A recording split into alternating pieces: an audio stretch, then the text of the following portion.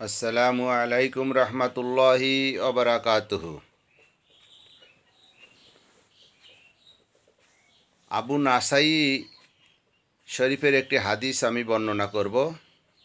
আবদুল্লাহ ইবনে ওমর রাদিয়াল্লাহু আনহু থেকে বর্ণনা করেন, রসুল সাল্লাল্লাহু আলাইহি ওয়াসাল্লাম বলেছেন যে 3 শ্রেণীর লোকের জন্য আল্লাহ তাআলা জান্নাতকে হারাম করে দিয়েছেন। এই 3 শ্রেণীর লোক যতই সলাত আদায় করুক, যতই হজ করুক, যতই জাকাত দিক, যতই জিকির আজগার করুক, যতই নফল ইবাদত করুক, যতই কোরআন তেলাওয়াত করুক, এদের কোনো কিছুই আল্লাহ তাআলা কবুল করবেন না, বিক্ষিপ্ত ধূলিকণায় নিক্ষিপ্ত হয়ে যাবে। এই 3 শ্রেণীর লোকের মধ্যে সর্বপ্রথম এক শ্রেণীর লোক হচ্ছে পিতামাতার অবাধ্য সন্তান।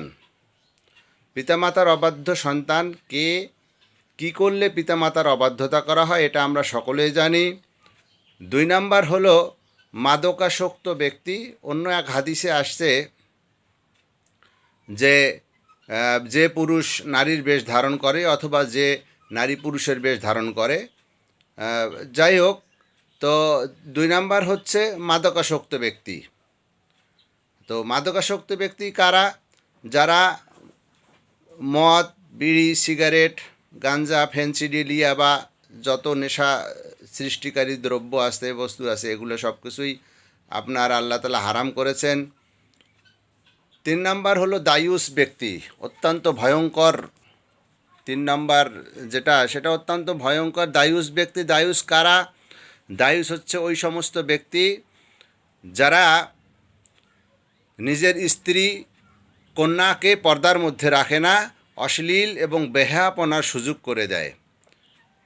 তো অশ্লীল এবং বেহায়াপনার সুযোগ করে দেওয়া বলতে, স্ত্রী যদি পর্দা না করে, কোনো স্বামীর স্ত্রী যদি পর্দা না করে, কোনো বাবার মেয়ে যদি পর্দা না করে, পরপুরুষের সামনে বের হয়, পরপুরুষ তাকে দেখে, সে পরপুরুষকে দেখতেছে, তো এই দায়ুস ব্যক্তি যারা, সেটা হতে পারে পিতা, হতে পারে ভাই, হতে পারে স্বামী, ঠিক আছে? তো এদের জন্য আল্লাহ তাআলা, এরা যতই ইবাদত বন্দিগি করুক না কেন, আল্লাহ তাআলা এদের ইবাদত বন্দিকে বিক্ষিপ্ত ধূলিকণায় নিক্ষিপ্ত করবেন। কোনো আমল এদের গ্রহণযোগ্য হবে না দায়ুস ব্যক্তির। এবং ব্যভিচারী নারীকে এবং দায়ুস নারী বা ব্যভিচারী নারী বা মুশরিকা নারীকে সূরা নূরের 3 নাম্বার আয়াতের মধ্যে আল্লাহ বলছেন যে কোনো ব্যভিচারী বা কোনো পর্দাহীন মহিলাকে কোনো মুমিন পুরুষের বিয়ে করা সম্পূর্ণরূপে হারাম।